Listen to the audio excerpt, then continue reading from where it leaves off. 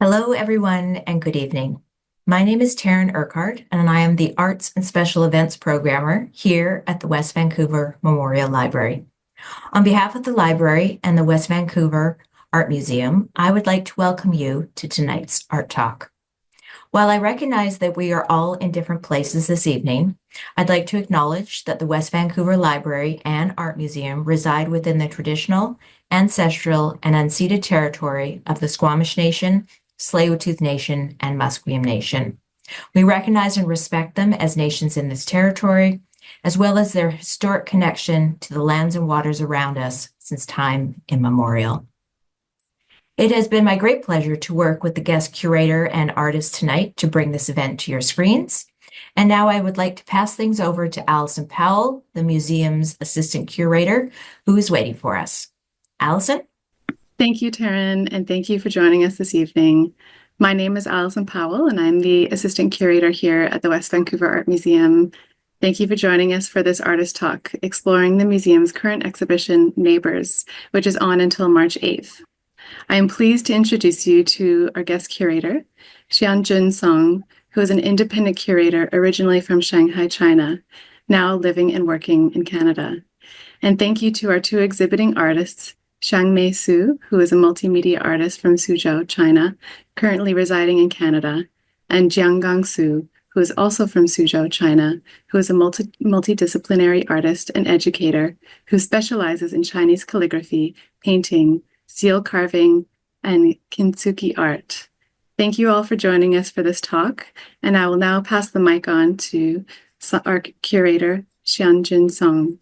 Hi, everyone. My name is Xianjun Song. It's my honor to be invited by West Van Art Museum to curate the exhibition Neighbors at the start of 2025 with two highly accomplished Chinese artists who immigrated to Canada during the new millennium wave of Chinese immigration. In this exhibition, the created work represents a blend of personal and cultural aspiration woven into the multicultural fabric of their new home. Shanghai, Jiangang, it has been such a wonderful experience for me to work with both of you. And before we start talking about your beautiful works today, I'd like you to talk about yourself a little bit. I know both of you are from Suzhou, a city with super rich cultural heritage, like the Chinese classic gardens, thousands years history of silk and textile, and many more. Can you please tell us about what made you move to Canada, and how did you start your artist career here? Xiangmei, how about lady first? Okay, thank you, Song. I grew up in a traditional family in Suzhou, China. Suzhou is well known for its thousand-year history of silk and textile production. In my family, almost every woman knew how to weave. When I was a child, I often watched my grandma and my mom sitting on an old loom, weaving and spinning. However, as industrialization went across China, traditional craft gradually disappeared from the daily life. The loom in our home has fallen silent. This shift marked a turning point, not just for traditional crafts, but also for the whole society. Along with this industrialization, the big wave of migration came. I think around the late 20th century, studying, living, and working abroad has become very popular in China. No surprise, I became part of the immigration trend and came to Vancouver as an international student to study at UBC. I initially planned to pursue my business degree, but everything changed after I took a visual art elective. This course introduced me to Western contemporary art, which was very different from the traditional Eastern art I was familiar with. It interested me and opened the door to the whole new world for me. Eventually, I decided to switch my major to visual art, so my art journey in Vancouver started. I think I was very lucky to study with professors at UBC from diverse artistic and cultural backgrounds. Their influence encouraged me to approach art with a very, very open mind, experimenting with different perspectives and mediums. Gradually, my artistic focus shifted to expressing my inner emotions, especially the complex feelings of being a new immigrant in Canada. Moving to a new country wasn't easy, but no matter how much I tried to fit into my new environment, I always felt a deep connecting to my roots, a part of me that never faded. So art became my way of sharing this experience. Cultural identity became the central theme of my work. So this is a little bit of my story. Thank you, Xiangmei, for sharing your story. Yes, as an immigrant myself, I can totally feel you. Immigration is never an easy journey, trust me. The culture tie with your mother country is very difficult to be disconnected, no matter how long you lived in overseas. So in this exhibition, we noticed that almost all your works are made with weaving threads used in Suzhou textile production. I believe these threads serve not only as an artistic medium, but also have deep connection with your identity. Can you share with us about why you use thread as the media of your art making? Yes. After graduation, I began my journey as an independent artist. I worked at different mediums, such as painting, photography, video, and installation, using various materials. Along the way, I also explore new techniques and formats, try to find a unique artistic language for myself. But it wasn't until one day, when I returned to my hometown after being away for a long time, I discovered that old suitcase filled with the old hand-woven fabrics made by my mom and grandma before I left. So I opened it. That moment suddenly brought back so many memories. It was deeply emotional. I realized how much of this family tradition had been lost over time. So I started to think how to bring this tradition back to continue my family's legacy. Also, I saw the weaving thread might be something that I can use in my art as a way to connect the past and the present and bridge East and West. After returning to Canada from that trip to Suzhou, I delved deeper into the principles of weaving. I deconstructed the warp and the weft of traditional weaving and tried by rearranging them on canvas. To my surprise, the pins I used to secure the thread add a three-dimensional effect, make light and shadows interact with the artwork. This created a dynamic visual experience that changes throughout the day with a shifting light. In 2018, after many trials, my first series of thread artwork, Interweave 1 and Interweave 2, came out. Since then, as I have continued to immerse myself in the local culture, my thread-based work has evolved, reflecting my changing understanding of my cultural identity at a different period of my life. So this is my story about the thread. Thank you. Thank you, Xiangmei, for sharing with us your beautiful story behind your beautiful thread. It seems you made a good decision to be an artist and finally find your own voice and weaving such a journey into your beautiful art. So Jiangang, I know you are also from Suzhou, but I think your story is quite different from Xiangmei. Unlike Xiangmei, she started art in Canada. But I know you have been always focused on traditional Chinese painting and calligraphy art since you were little. So after you moved into Canada, you started your new art practice by integrating the local birds and the nature elements into the Song Dynasty style paintings. Can you share with us a little bit about the story behind and how has your life been associated with the traditional Chinese arts at the very beginning? And how did you relocate your artistic roots after moving to Canada? Okay, thank you for your question, Song. May I answer your question in Chinese and have my daughter Crystal translate for me? Sure, no problem. Thank you, Crystal, for helping. 大家好，我和向梅一样也来自苏州。苏州作为一座千年古城，在历史上是一个文人与艺术家辈出的地方，使得这个城市有着非常丰富的文化沉淀。我非常幸运能够在这样一个充满着中国古典美学的城市里面成长。我自幼从8岁开始正规的学习中国传统书画，后来还有幸跟随著名书法大师严公达先生学习。这段经历也为我在之后的艺术发展打下了比较扎实的基础。Yes, like Xiangmei, I'm from Suzhou, a city renowned for its beauty and rich traditions that inspire countless artists and scholars for centuries.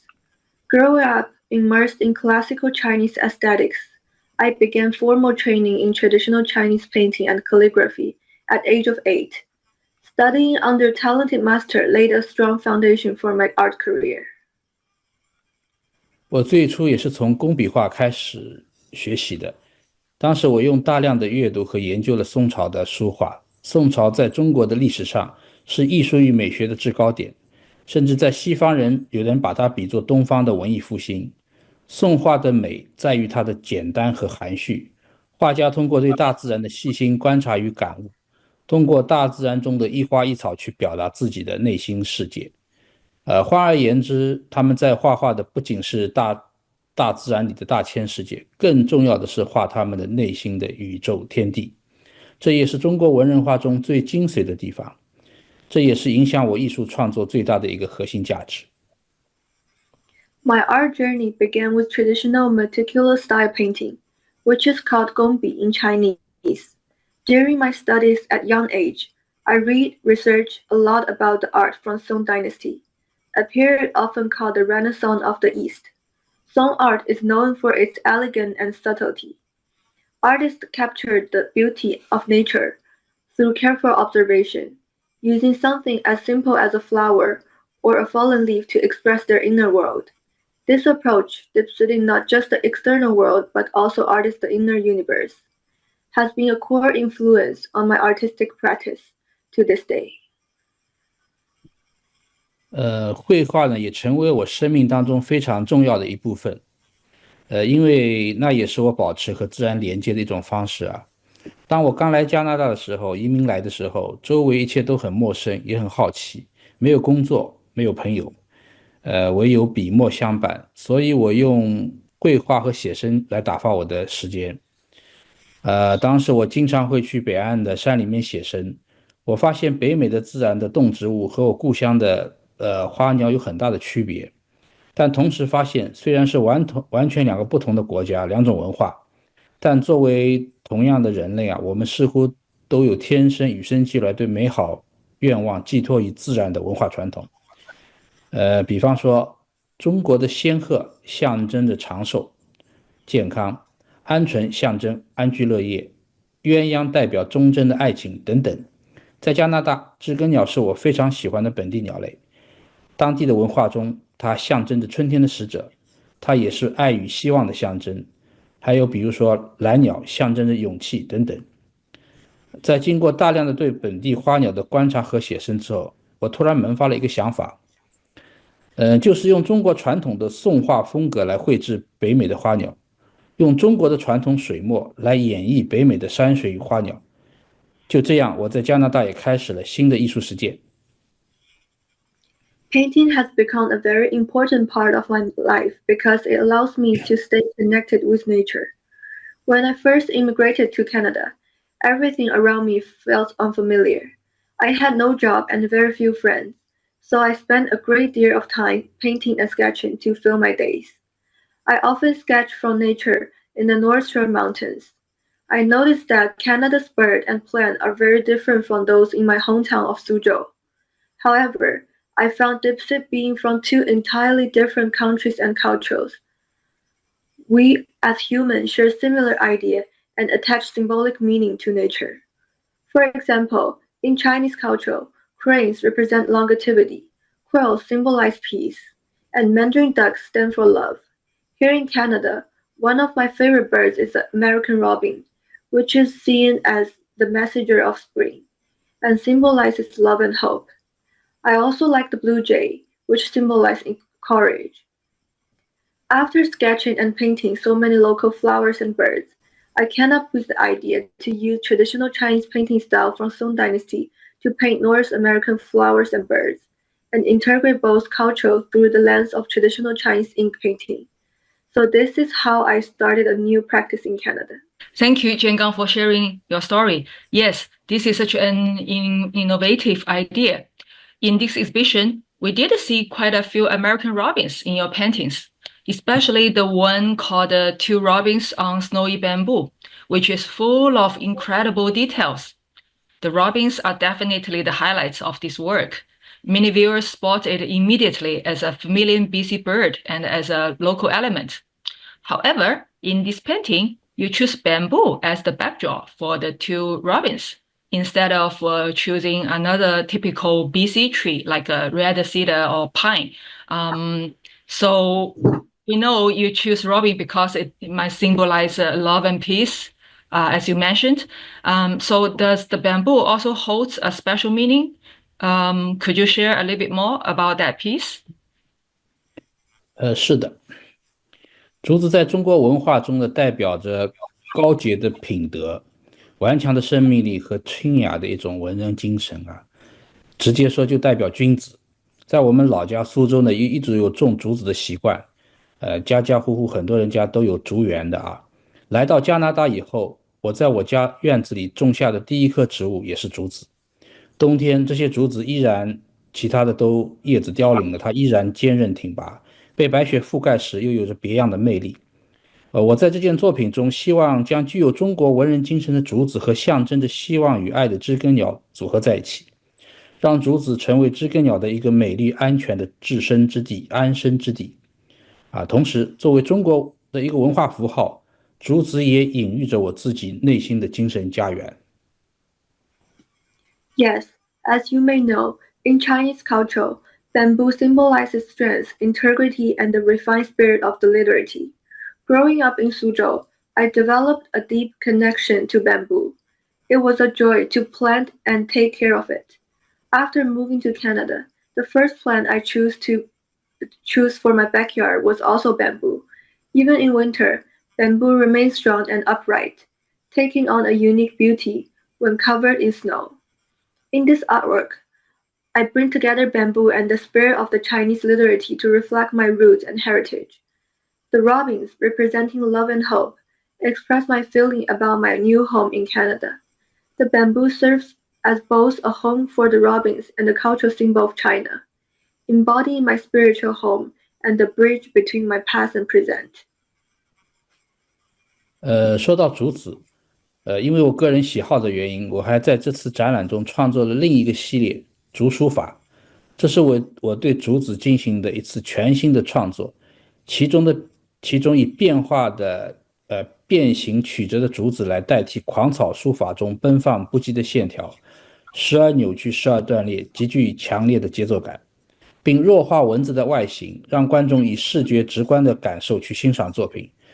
我也试图超越书法和绘画之间的界限，将书法笔触转化成竹枝来演绎书画同源，这也是另外一种书画同源的表达。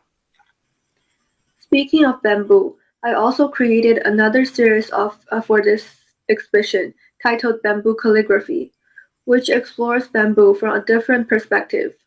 In this series, I reimage bamboo as expressive brushstrokes, replacing the unrestrained shape evoke a strong scene of rhythm, while softening the textural elements, encouraging the audience to engage with the work on a purely visual level.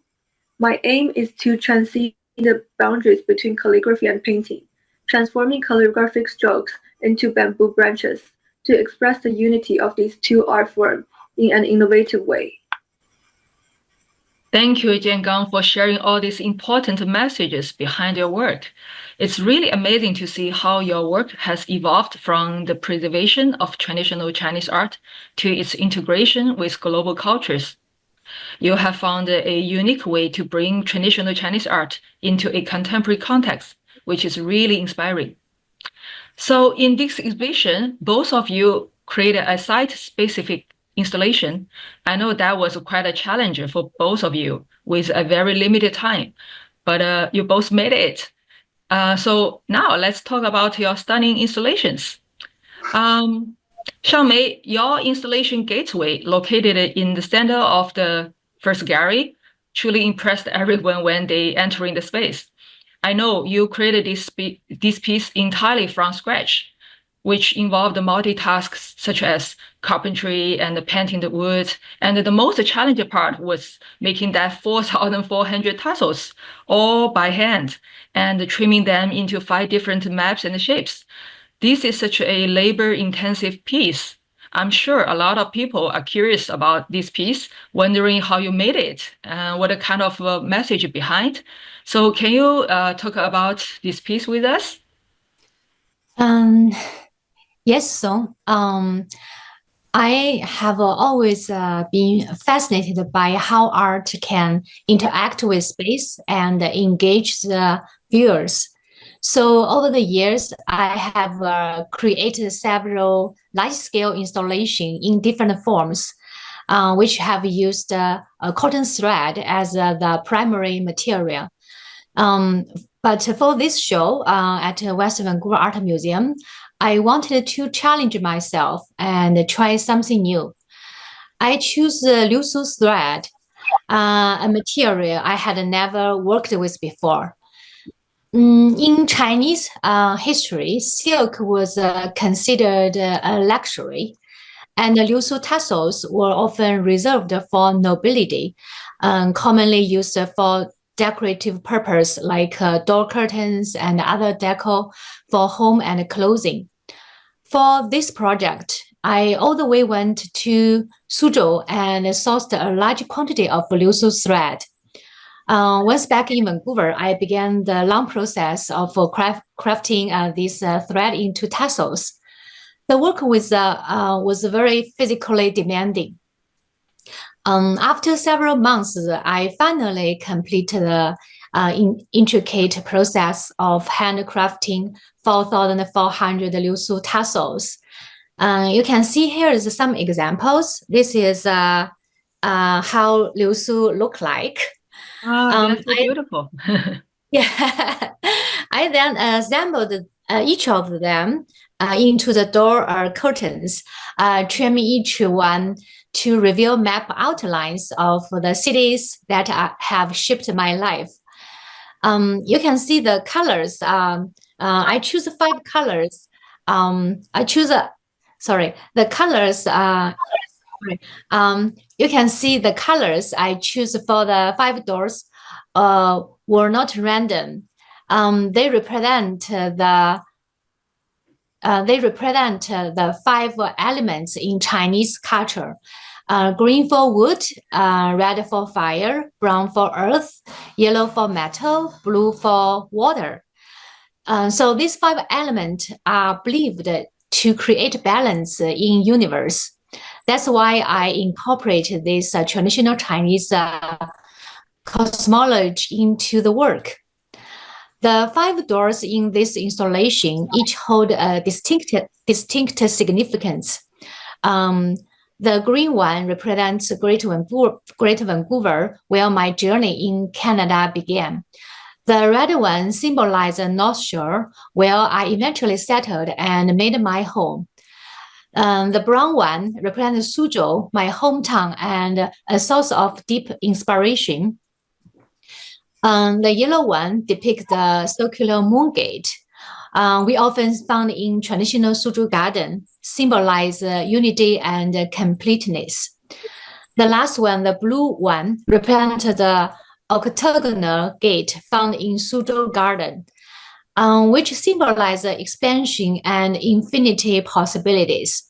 Altogether, This door tells the story of my journey across cultures and geographies, forming a gateway to connect the East and West. At this exhibition, you can see the doors are arranged in zigzag pattern, inspired by the winding corridors of traditional Suzhou gardens. This layout reflects the twists and turns of my immigrant journey.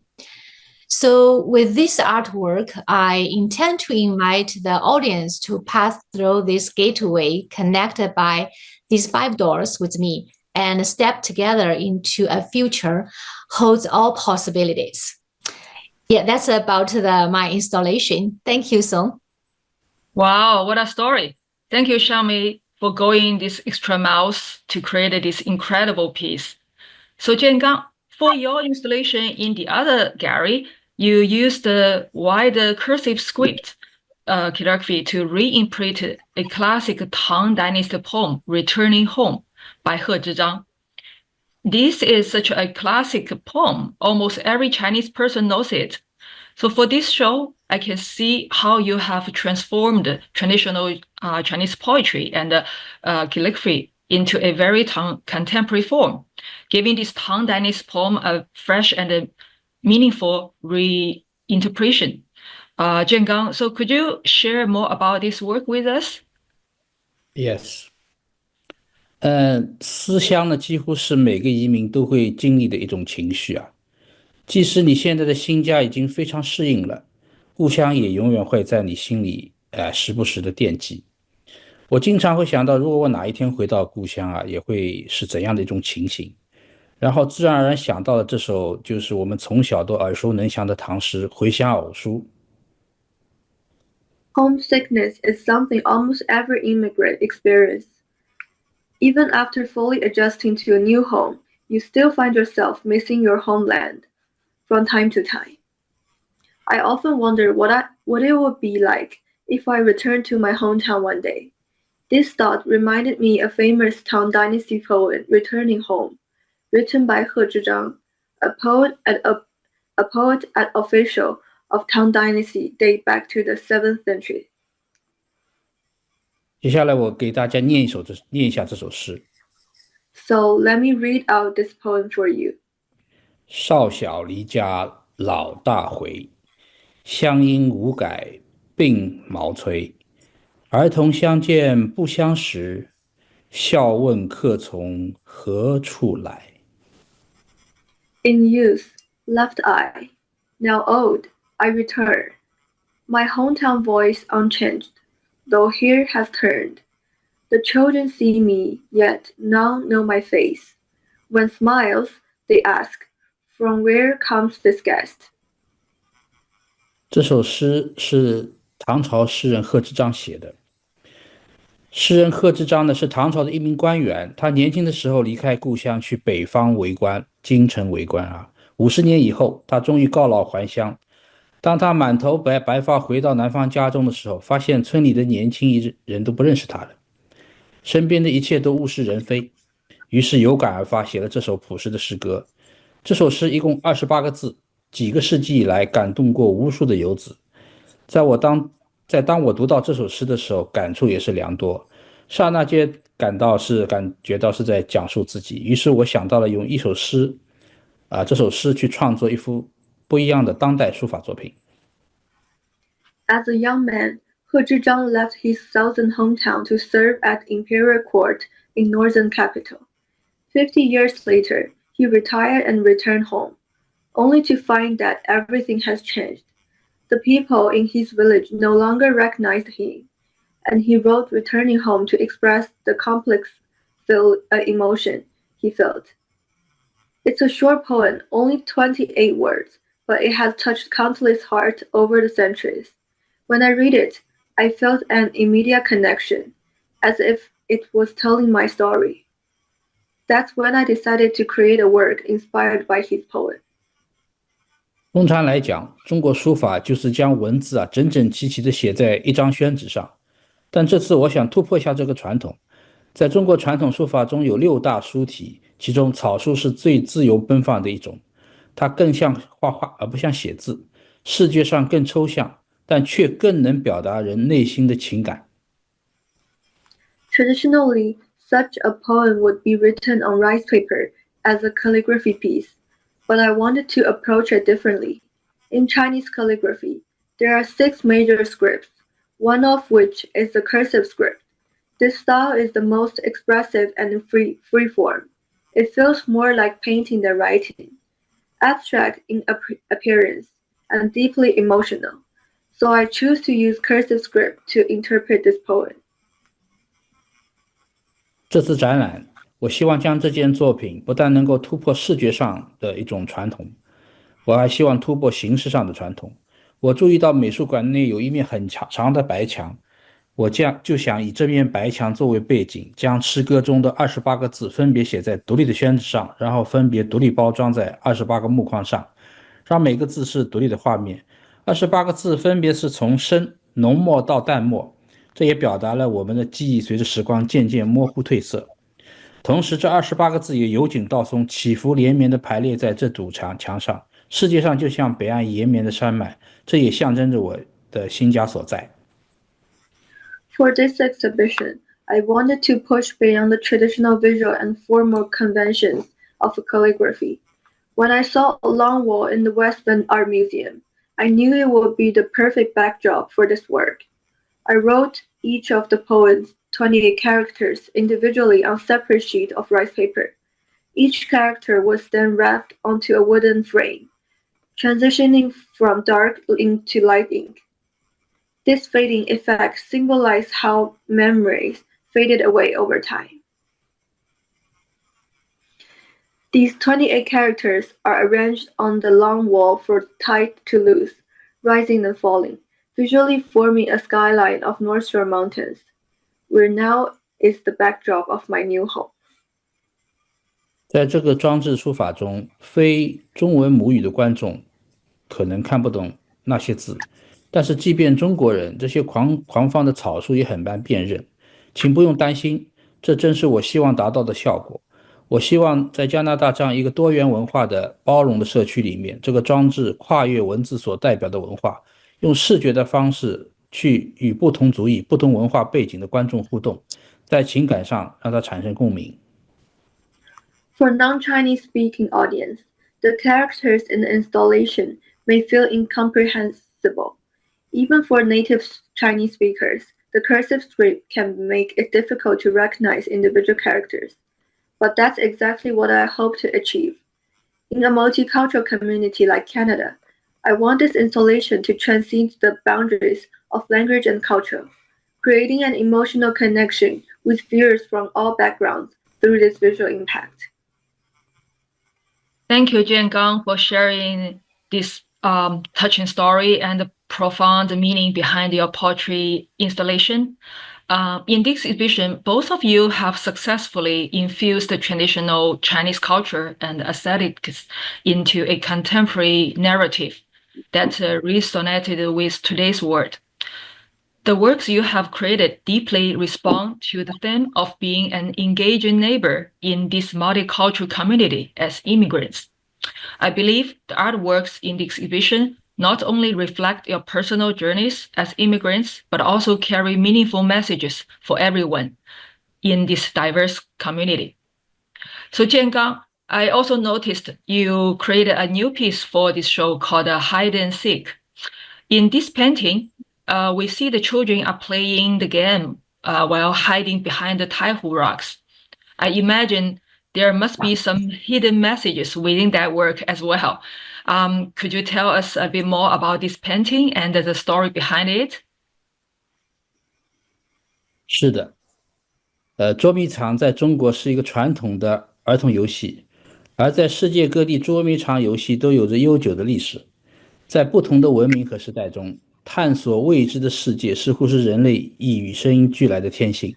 从孩提时代探索身边的人事物，到人长大以后对整个大千世界的好奇与探索，人们在未知的世界里感受着探索和发现的快乐。Yes, hide and seek is a traditional children's game in China, and it has been played for centuries across cultures worldwide too. It really reflects how exploration and curiosity are universal, starting from childhood and evolving into lifelong love for discovering new things.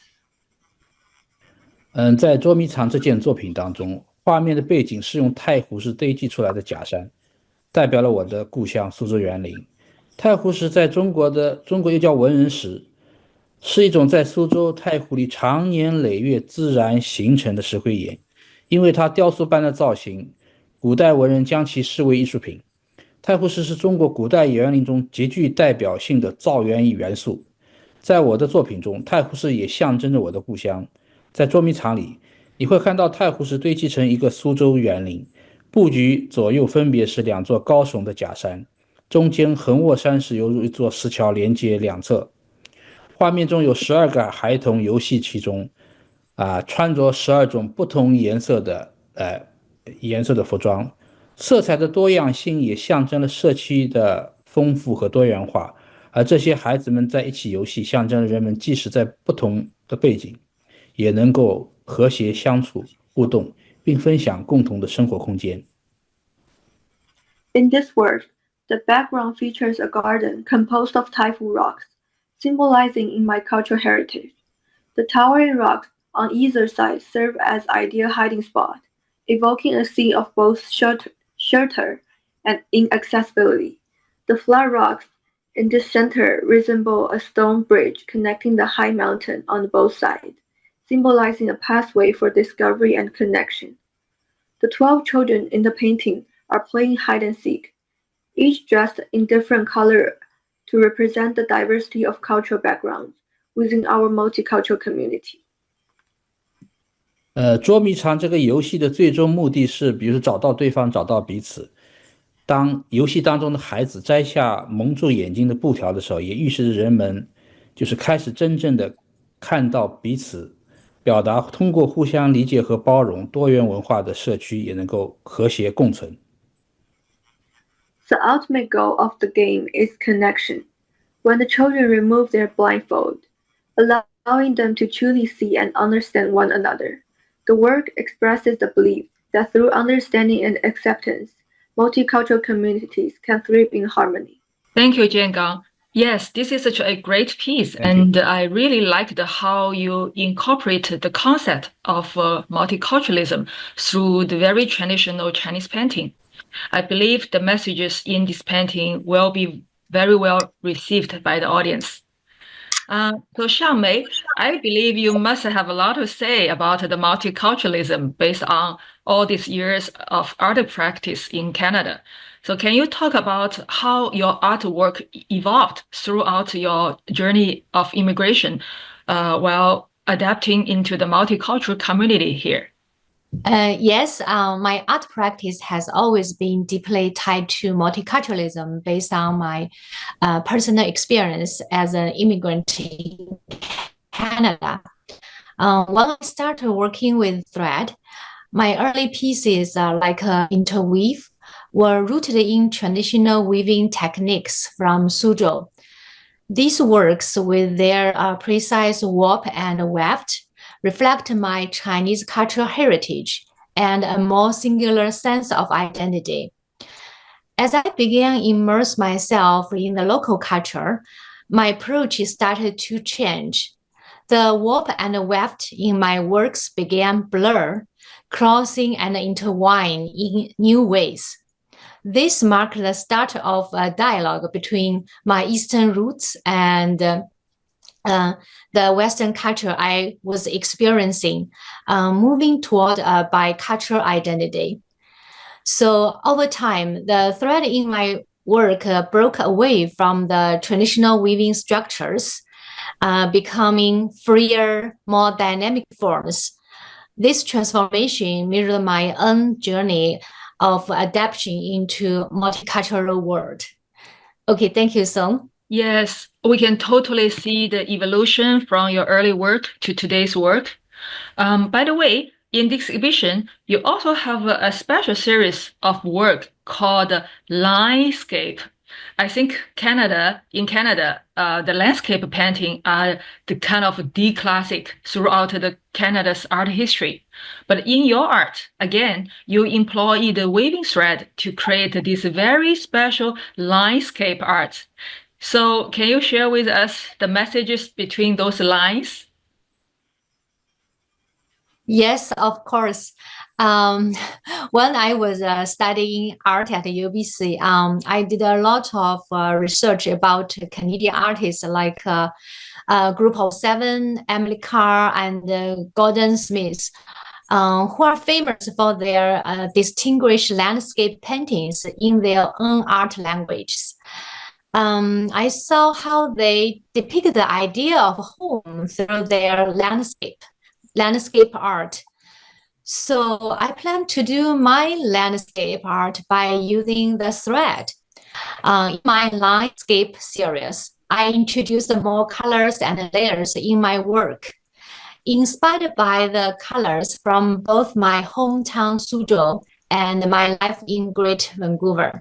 For this exhibition, I created a new piece especially for West Vancouver, my second home. The work Snowy North Shore captured the iconic snow-capped mountains of this area. Every time when I cross the Lionsgate Bridge to go to my West Van home and see the mountains, I often think no matter where we come from or what our backgrounds are, under these beautiful and majestic mountains is the land we all call home. I feel deeply grateful to be part of this exhibition, which gave my thread a chance to closely connect with my neighbors in this multicultural community. Thank you very much.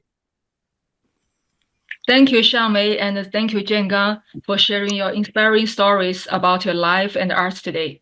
It's been such a pleasure working with both of you, and I'm also deeply honored to be invited by the West Van Art Museum to curate this show with you guys.